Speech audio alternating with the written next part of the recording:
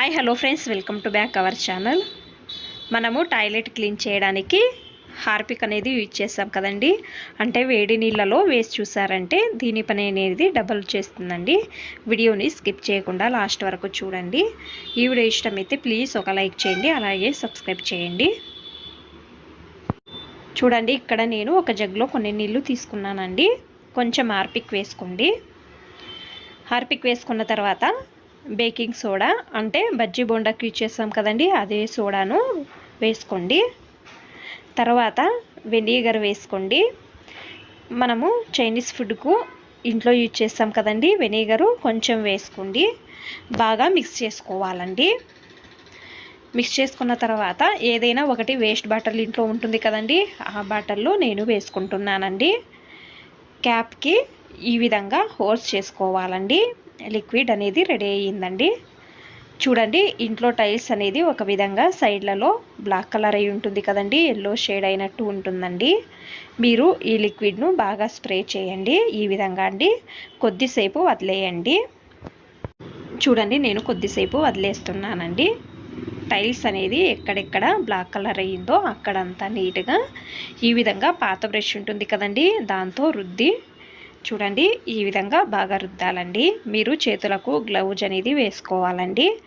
నేను చేతులతో టచ్ చేయకుండా చేస్తున్నానండి. మీరు చేతులకు గ్లౌజ్ వేసుకొని నిదానంగా చేసుకోండి. చూడండి ఈ విధంగా అండి, బ్లాక్ కలర్ అంతా అంటే గలీజ్ ఉండేదంతా కూడా వచ్చేస్తుందండి. చూడండి, మీకే తెలుస్తుంది కదండి. ఇప్పుడు నేను ఒక బట్ట తీసుకొని తుడుస్తున్నానండి. చూడండి ఈ విధంగా అండి. మీకు టైల్స్ అనేది ఎక్కడెక్కడ బ్లాక్ కలర్ అని అయి ఉంటుందో అక్కడంతా నీట్గా ఈ విధంగా క్లీన్ చేసుకోండి. చూడండి, మీకు బట్టతో తుడిచి చూపిస్తున్నానండి ఎంత నీట్గా క్లీన్ అయ్యిందో అనేసి. టైల్స్ అనేది చూసారు కదండి, ఫస్ట్ ఏ విధంగా ఉందో ఇప్పుడు ఏ విధంగా ఉందో అని. చూడండి బాత్రూమ్ దగ్గర కూడా నేను ఈ లిక్విడ్ను వేసుకుంటున్నానండి. మీరు టైల్స్ పైన వేసేటప్పుడు డ్రైగా ఉండాలండి, తేమ ఉండకూడదండి. కొద్దిసేపు వదిలేయండి.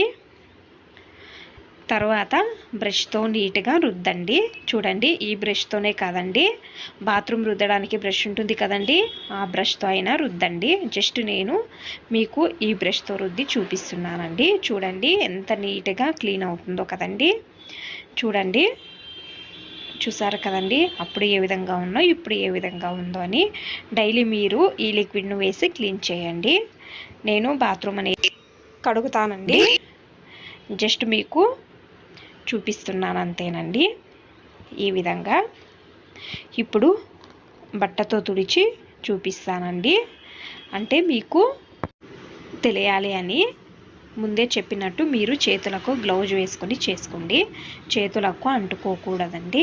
చూడండి నీట్గా క్లీన్ అయ్యింది అండి. అప్పుడు ఏ విధంగా ఉందో ఇప్పుడు ఏ విధంగా ఉందో అని. టైల్స్ అనేవి చూడండి ఎంత నీట్గా కనపడుతుందో కదండి. చూడండి, ఈ వీడియో ఇష్టమైతే ప్లీజ్ ఒక లైక్ చేయండి. గ్యాస్ పైన ఒక పాత్రలో నీళ్లు తీసుకున్నానండి. కొంచెం నీళ్ళు అనేవి వేడైన తర్వాత హార్పిక్ వేసుకోండి. తర్వాత బేకింగ్ సోడా వేయండి కొద్దిగా. వేసుకున్న తర్వాత బాగా మిక్స్ చేయండి. నీట్గా మిక్స్ చేసుకోవాలండి. ఈ గ్యాస్ బర్నర్ అనేది దీని లోపలకు వేసుకోవాలండి. చూడండి ఈ విధంగా అండి. బర్నర్ అనేవి ఒక 10 నిమిషాలు వదిలేయండి. చూడండి ఈ విధంగా అండి.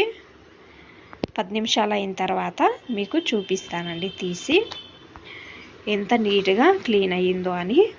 చూడండి, మనము గ్యాస్ స్టవ్ క్లీన్ చేస్తామండి, అయినా బర్నర్స్ క్లీన్ చేయమండి.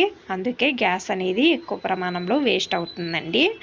మనము బర్నర్ ఎప్పుడు క్లీన్ చేయమండి, అప్పుడు గ్యాస్ కూడా వేస్ట్ అవుతుందండి, తొందరగా కూడా ఖాళీ అవుతుందండి. మీరు ఈ విధంగా బర్నర్స్ వీక్లీ 1 టైం అయినా కూడా ఈ విధంగా క్లీన్ చేసుకోండి. వారానికి ఒకసారి అయినా తుడిచి నీట్గా వాష్ చేసి బట్టతో తుడిచి మీరు యూజ్ చేసుకోవచ్చండి.